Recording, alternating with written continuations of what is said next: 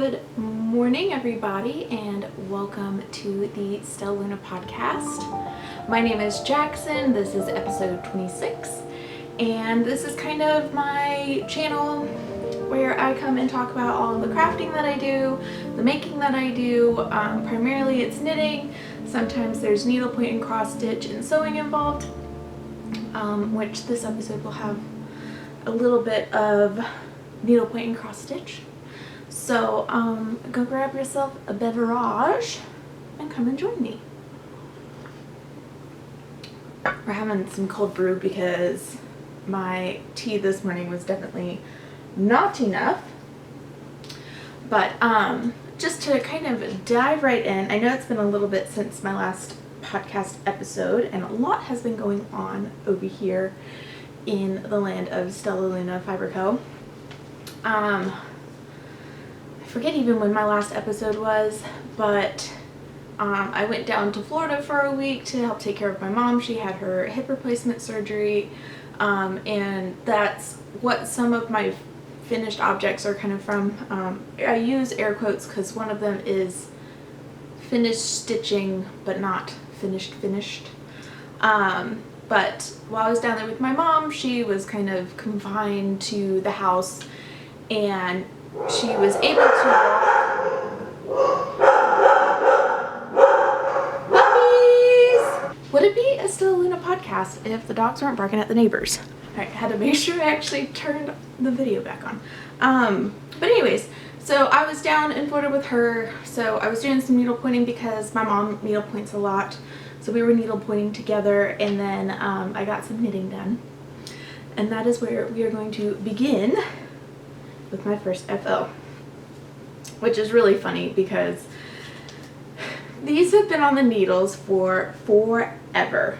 I casted these on in like probably end of spring last year, and stuff to either have them done or be working on them and finish them while my family was visiting the island of Kauai. And that clearly did not happen because I finished these while I was in Florida helping out with my parents. But these are the Brioche Lite socks. This is a pattern by Summerly Knits, if I'm not mistaken. This is part of, I think, her Shortie Socks Volume 2, one of her little pattern collections that she does.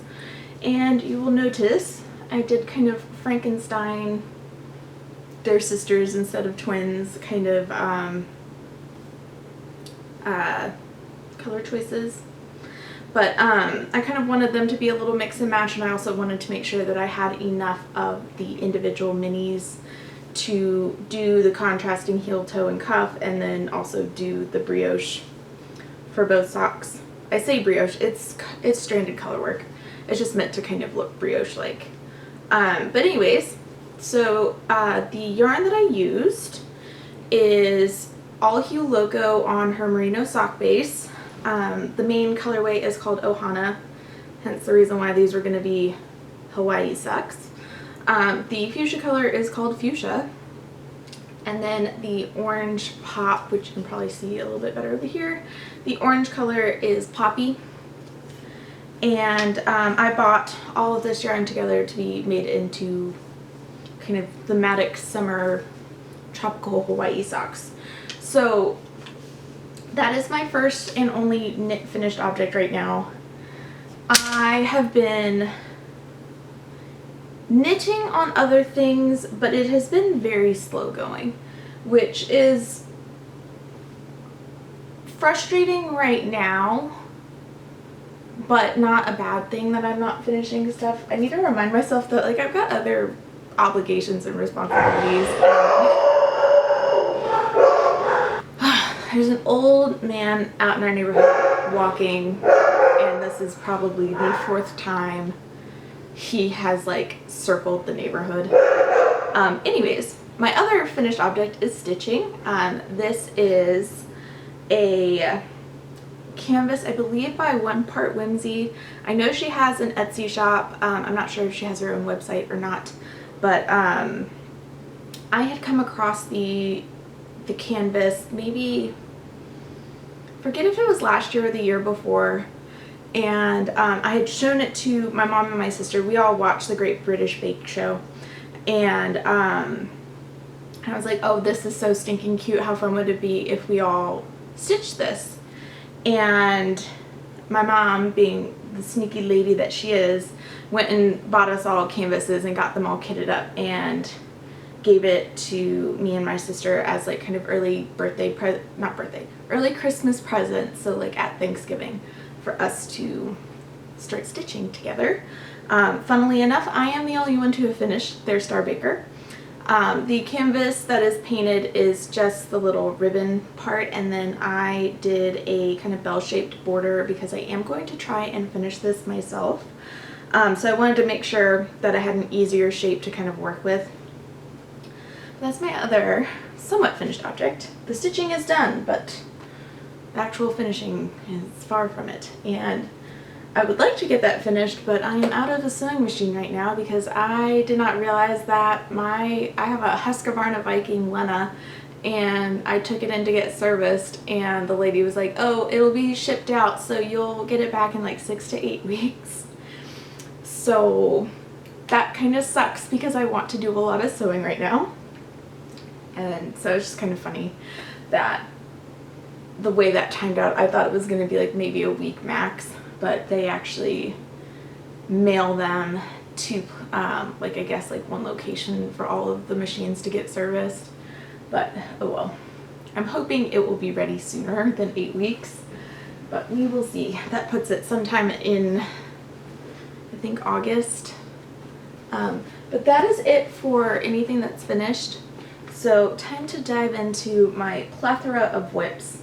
I'm only going to show 4 knitting whips. I have more on the needles that are like kind of being worked on, but I can't really talk about the colorways just yet. One of them has Yarn Club colorway, and the other one is going to be part of a collection that comes out this fall. So I'm trying to knit a sample, but lordy, was that maybe not my smartest choice. But we will start off with what I can talk about, and that is my Habitation Throw. Yay! I casted this on December 2021, I think. This is the Habitation Throw by Helen Stewart. I did make a modification. I did opt out of doing the eyelet rows, and that is typically when you get to an eyelet row, that is when you do your color transition. So I wanted to use up as much of my minis as possible, so all of these little strings that are hanging off of this beast of a project is all that is left of each color. So I'm knitting this out of a 2020 advent calendar from Woolberry Fiber Co. It is her Lord of the Rings advent calendar, and I love it. The colors are absolutely gorgeous, and the yarn is lovely and soft. And we are on 1, 2, 3, 4, 5, 6, 7, 8, 9, 10. I am on color number 10. I am a little bit, I think, over halfway through this 10th color. I think this is where I was the last time I podcasted. So we have done one color. It's very similar to this top one, but this color is a little bit warmer and a little bit more yellow, and this is a little bit grayer. So we've done one full color and then about half, maybe a little bit more than half of another color. So I am hoping, because I've got just a little nubbin left, to get this colorway finished up today. And if you're curious about the colors and how I reorganized it, you can go over to my Ravelry page for this. I will have that link down below in the description box. But in my project page, I do have all of the colorway names from the advent calendar, as well as what day they were originally, and then how I reorganized them. Because I opened it in 2020, and then in 2021 I reorganized the advent calendar to kind of repurpose it into more of a fade, and started my advent knitting And obviously it's just taken me a while. It's a lot of yarn. One of the things that I have to sometimes remind myself is that it's about a 24 mini skein advent calendar is 24 20-gram mini skeins, and that equates to about 5 skeins of yarn. So it's a lot of yarn that's going into this, and this is all fingering weight.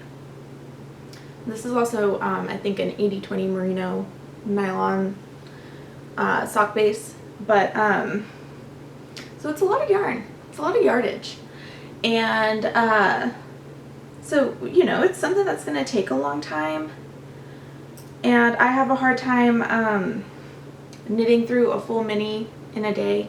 So in terms of advent knitting, I'm never going to probably ever finish an advent project by the end of December, even if it's the only thing I'm working on in December.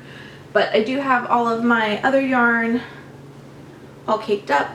This will be the next color, and then once I complete the 12th colorway in my advent calendar, that's when I'm going to start decreasing, and I should finish out in the same spot for the most part.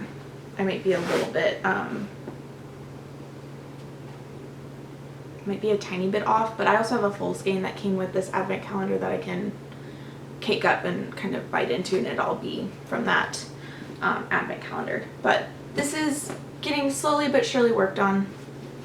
My plan is to work on this some more later on today, because I was working on it this morning and I was just kind of like, this is really pleasant. I forget how nice this project is sometimes when I put it down for a little bit. But so we're working on that. And then I guess my next project will be kind of in the same vein of holiday knitting. If you've ever felt really bad about how bad you are at completing gift knits, just know you are not alone. This is a pair of socks I'm knitting for my dad. And these were supposed to be his Christmas present this past Christmas. So the joke now is maybe he'll get it this Christmas. I did not cast these on until I had casted off my Brioche Lite socks, because I didn't want to overload my needles necessarily with socks and then get overwhelmed and not work on anything. So we are just knitting little Shortie socks for my dad. My parents do live in South Florida. It does not get cold there. These will probably be worn the most during the wintertime at night while my dad is sleeping, and or when he comes and visits me and my sister. Since we are both a good bit farther north. I'm in Chattanooga. My sister is in she's just out, she's in Fairfax or something like that. Clifton, Virginia. I don't know anything about Virginia. I've been to her house twice, so. But anyways, we both live farther north than my parents, and my dad is a man that does not wear socks typically, so these are going to be probably worn primarily at night if he even wears them at all. But he did request these, so I'm just doing regular old vanilla Shortie socks for him.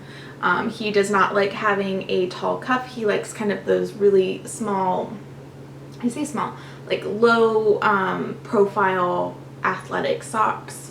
So we're trying to kind of emulate that, but also still have enough of a cuff that it will stay on his foot.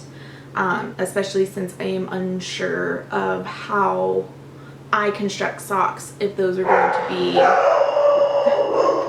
since I have never knit him socks before, I don't know what certain construction components will fit him best. I am doing obviously a tube. There is no heel. I will be doing a cut in afterthought heel right here just below the cuff. And this is sock number 1, but we are getting close to the end. He tried on my Brioche Lite socks and he said that they fit pretty nicely, because I was just trying to see if I needed to cast on 72 stitches or if I could probably get away with 64 for his socks. And so we're doing 64 stitches. I'm going to do a cut in afterthought heel, and we are probably 1, 2, we're probably pretty close. I am going to make his a little bit longer than I make my foot typically. My dad is a size men's 10.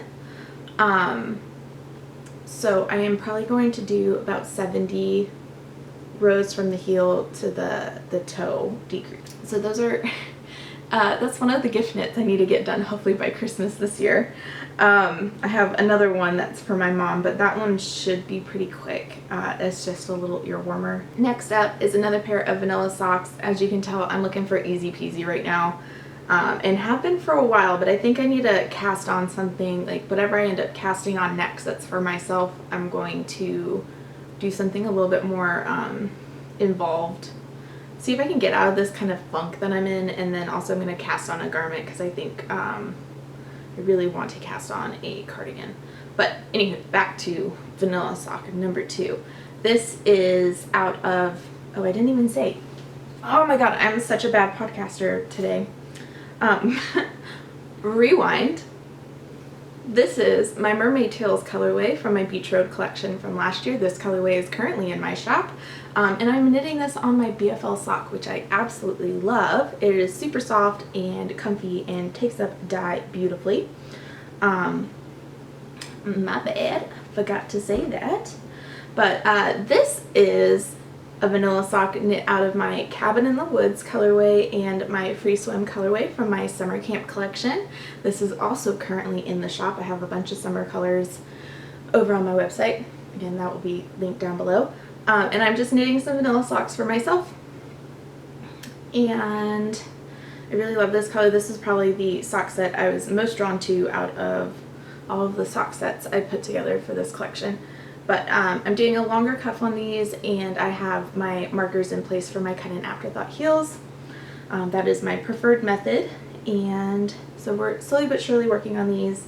I love how the speckles are showing up. They feel very summer camp to me, very much like going camping. I went camping in college over at Sardis Lake in Mississippi, and for whatever reason the colors remind me of that trip. But that is that sock.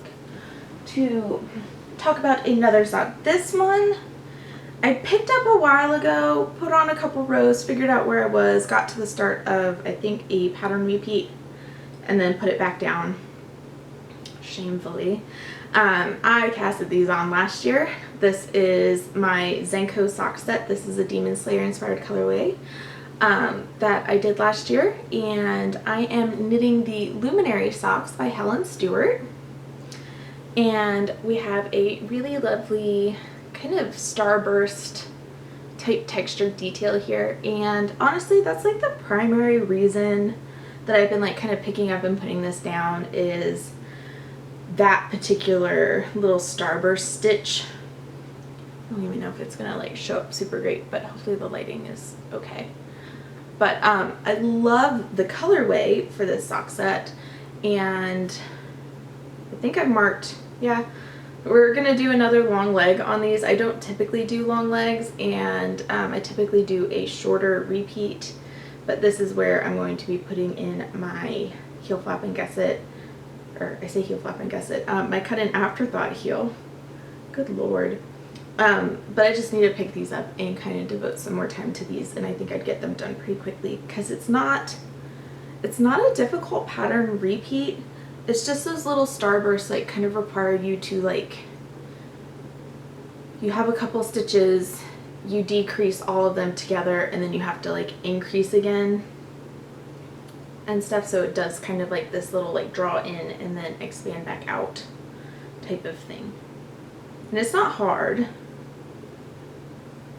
and stuff, but it does require like kind of finagling the needle. But that's in a little project bag I made to kind of go with my Demon Slayer stuff. But anywho, so that is my other, that's kind of my last knitting whip. I do have a couple of stitching whips, so if you're interested in that, come hang out. If not, no worries.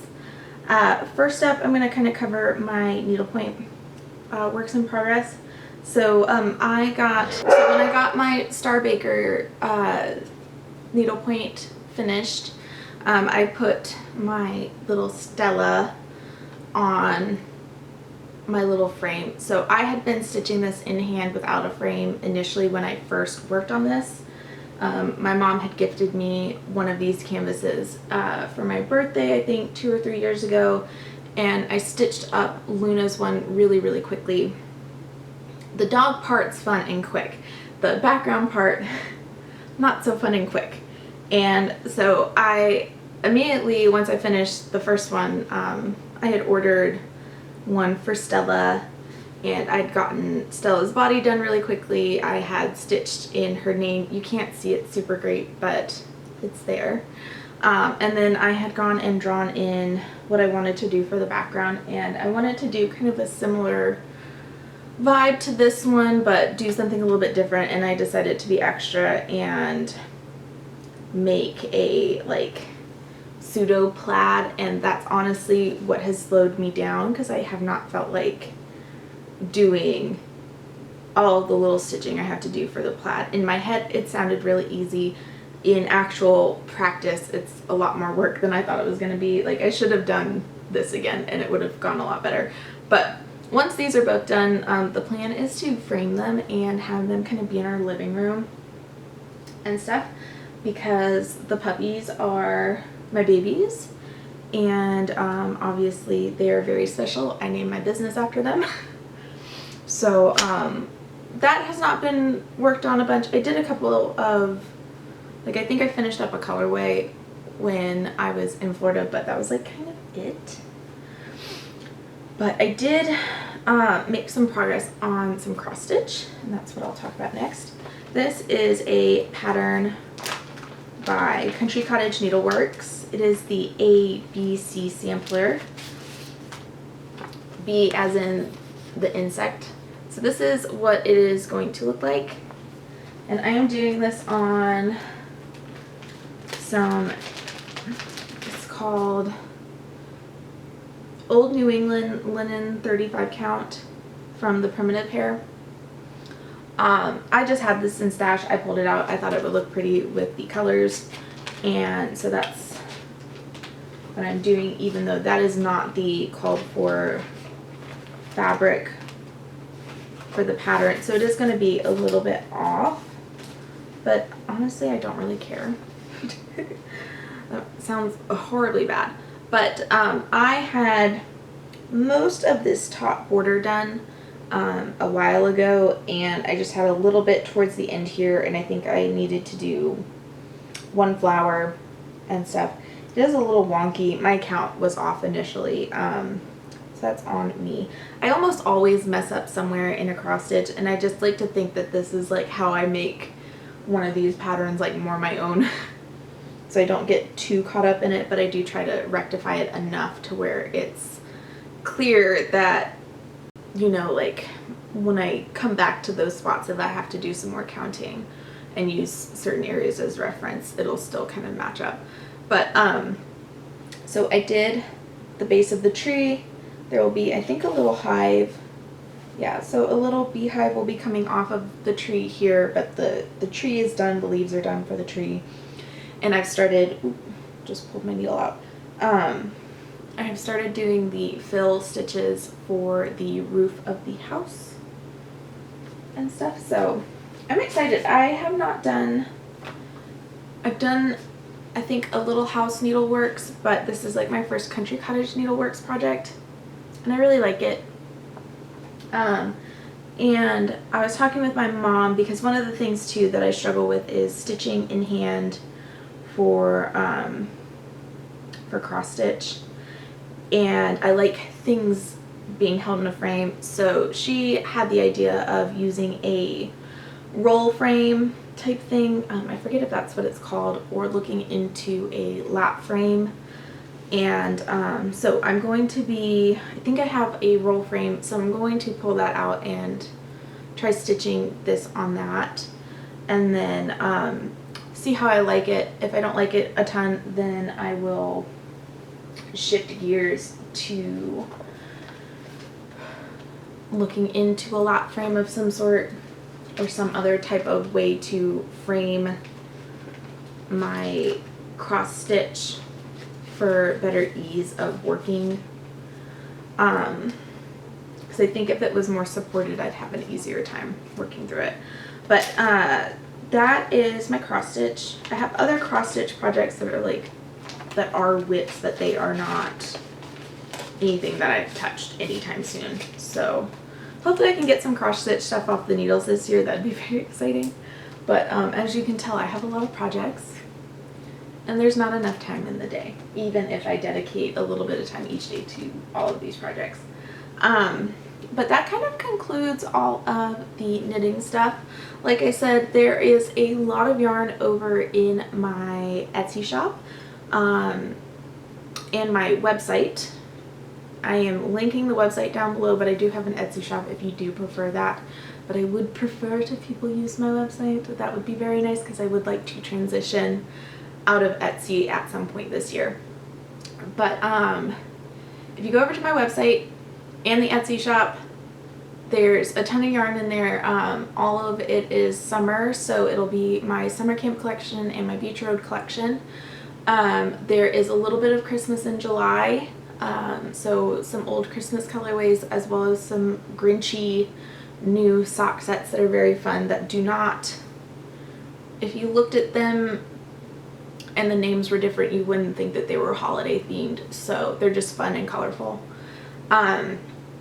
If you go over to my website and you are interested in getting an advent calendar, I have two. I have one 24 mini skein advent calendar. It is Grinch themed. There is an optional add-on of a full skein to the whole advent calendar. That will be coming down at the end of July, as well as my Cozy Sunday advent calendar. That is 4 50-gram skeins that you open on the 4 Sundays leading up to Christmas. You can open them whenever. This particular cozy mini Sunday advent calendar, countdown calendar, is very cozy, warm, neutral colors. I say neutral. They're just kind of muted, I should say. They're muted tones, very cuddly looking, more wintry than anything else. So they should be really fun. I am excited for mine. I did dye one up for myself this year because I was kind of sad I missed out last year on the advent fun of my own advent calendar. But that will also be coming down at the end of July. And we just started the anime yarn club, and that is a monthly yarn club with various, I say various, each month will be a different anime. A couple of them are going to kind of reoccur again later, but as of right now, I have colorways for Sailor Moon and Demon Slayer and Jujutsu Kaisen and what's the other one? I'm drawing a blank on the other one. But all of that to say, those will be some things that you will see. The colorways are a mystery. The anime that goes with the colorway is not. That is announced every month. So, and I just took down this past month's, which was Sailor Moon inspired, just the other day. So you gotta wait until next month to get it. That's just because I left the listing up longer than I intended to, just because I had listed it and then I had to go to a wedding last week. So anywho, I think that's kind of it for the shop updates.